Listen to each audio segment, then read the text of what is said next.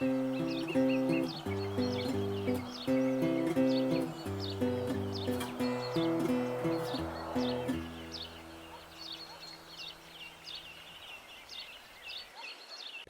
for the lack of sharing here, but we're coming off our first winter.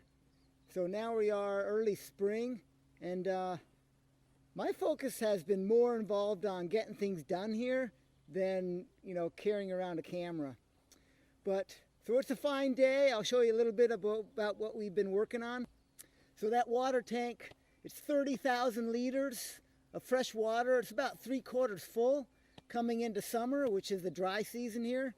I'll bet you that'll be fine. It took a few iterations of dealing with clogging sediment filters and dirty water, but now it's like an awesome maintenance-free, hands-off system that collects beautiful, clean, fresh rainwater. I can show you that in another video if you want. We've got our chicken coop over here in the back. After a couple or some windows and some doors, a little bit of plumbing. Chalice is an awesome artist, and she's doing a really cool mosaic floor on the bathrooms there. We can show that in another video too. I think it'll be, those panels up there might work for the water heating and everything else we may need. If not, we got a few hundred watts we can add to the roof. So this is our first composting setup. There's like a bathtub with a worm farm. That's got like thousands of worms in it. And then these composting bins, we got 3 of them now. I need 1 more to make here, and then we'll start making more after. I think we'll have 4 along here, and then we'll start making them by the propagation area a bit further up the valley. These things are cool too, because each big compost will basically, they're from 2 pallets, which are free. And maybe because I was lazy or bored, I even reused the nail. So these are really cool, flexible composting bins that cost 0. And Chalice can show you a few of the different methods being used in these 3 composting bins here. This little hexagon structure behind me in the background is going to be the composting toilet. There's going to be more than 1, but that's the first one. And it's going to be an experiment with just uneven timber with a reciprocating roof. So this is the starting of the experiment for the roof, the reciprocating roof. I think instead of going for 6 rafters, we're going to go for the next try is going to be 12. So tree planting has been a big part of what we've been focusing on this first winter. With a lot of rain, the soil was moist and pliable and easy to work with. So we planted, and this area is just half of our orchard, which is full of things from pomegranates and figs to apples and different types of oranges and limes and lemons and cherimoyas and guavas. There's things here, I don't even know what they're called. So that's Chalice's expertise. There's a lot of bananas, and we put in some avocados. So that's our orchard, what we see for now. They're mostly just sticks. But in the spring, all of them are blooming. We have a good success rate. So far, all the trees we planted are actually growing. We also planted a bunch of nut trees. We have a couple of varieties of macadamias. Put in some punch on these posts of cedar so that I can remember what they are later. But yeah, a couple of varieties of hazelnut trees. Here's a baby chestnut tree. We've got some almonds, and this guy still has a few spring pink flowers. So this pecan tree here was just a stick when we planted it, bare root. But it's got a little bit of growth on it. Really surprising. And then we also planted the Italian section back up this way. Check this out.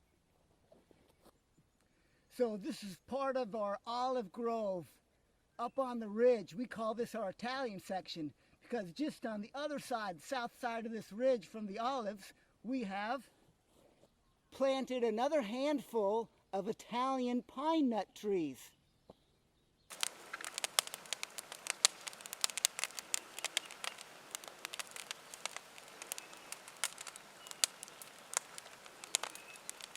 So when we bought this place, it came with a huge pile of wood, many times bigger than this, just at the entrance.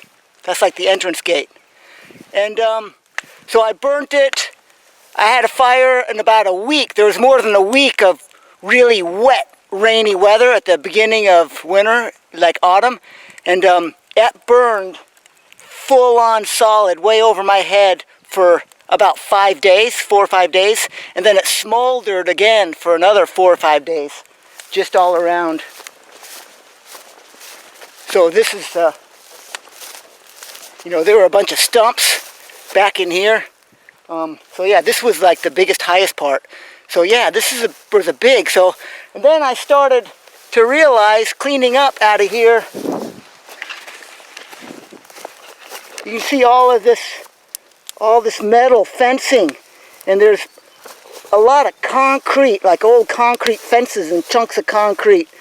There probably maybe more than a dozen tires in there.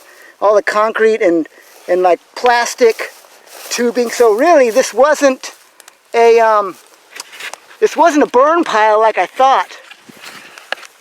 It was a huge, bloody garbage pile that I never would have guessed sitting here. So this will maybe burn. We'll do it one more time. This might burn a couple days. It's supposed to rain this evening, all day tomorrow, and so it should be safe. And maybe then I'll be able to get to the 8-ton winch I put on the back of the ute. Was having trouble ripping out this metal. So maybe when I burn it some more, I'll be able to get it out. And this is the best story of all. So a few days ago, or more like a week or so ago, was Chalice's birthday. For her birthday, the neighbor gave her a mother duck and 11 ducklings. So Dorothy, just behind the hill here, has a ton of ducks, and they're all having babies, and the attrition rate is really high. So we've been seeing like dead ducklings down there in the paddock quite often. And we've heard stories of mother duck having a bunch of babies, 7 babies, and all of them dying to rats or to birds. So so basically Chalice got one for her birthday a week ago with 11 ducklings and takes off to her workshop. Me, being such an awesome animal cager, or really I suck at caging animals, I lost them. They were last seen walking down this hill toward Dorothy's place again. 7 ducklings made it back to Dorothy's. And Dorothy said, well, she gave me this, which is really a foster parent.